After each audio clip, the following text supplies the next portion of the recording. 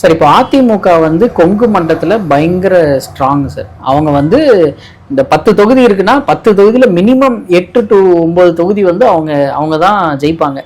அப்படி இருக்கும்போது இவர் செங்கோட்டையன் அவர்கள் வந்து இங்கே ஜாயின் பண்ணியிருக்காரு. அதிமுகவுக்கும் அங்கே நிறைய தொண்டர்கள் இருக்காங்க. அப்படி இருக்கும்போது அந்த ஓட்டு டிவிஷன் வந்து ரொம்ப அதிகமாக இருக்கும்ல சார் அந்த இடத்துல. நிச்சயமா வந்து நீங்கள் நல்ல கேள்வி வந்து ஏற்கனவே வந்து திமுக எதிர்ப்பு அரசியல் வந்து விஜய் பண்ணிட்டு இருக்காரு. கொள்கை எதிரியை கூட அவர் அதிகமாக விமர்சிக்கிறது இல்லை, அரசியல் எதிரியை தான் விமர்சிச்சுட்டு இருக்காரு.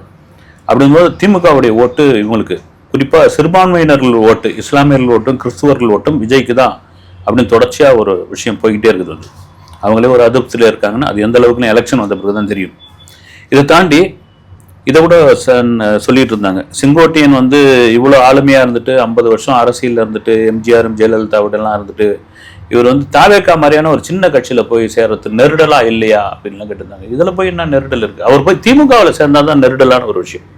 நீங்கள் அண்ணா திமுக தான் வந்து எம்ஜிஆர் கருணாநிதி ஜெயலலிதா ஸ்டாலின் இதுதான் வந்து இப்படி இருக்கிற அரசியலில் வந்து நீங்கள் அங்கே போனால் தான் நெருடலான ஒரு விஷயம் வந்து தாவேக்கா மாதிரி வந்த பிறகு இப்போ நீங்கள் சொல்கிற மாதிரி கொங்கு மண்டலத்தில் அதிமுகவிற்கு ஒரு பலமான ஒரு இடம், அங்கே ஒரு கணிசமான வாக்கு இருக்குது, இவரும் செல்வாக்கு மிக்கவர் அப்படின்னா ஆட்டோமேட்டிக்கா அதிமுகவுடைய கொங்கு மண்டலம் தாண்டி தமிழகம் முழுக்க அதிமுகவுடைய பெரும்பான்மையை ஓட்டு தாவேக்கா வரதுக்கான வாய்ப்பு நிறைய இருக்கு.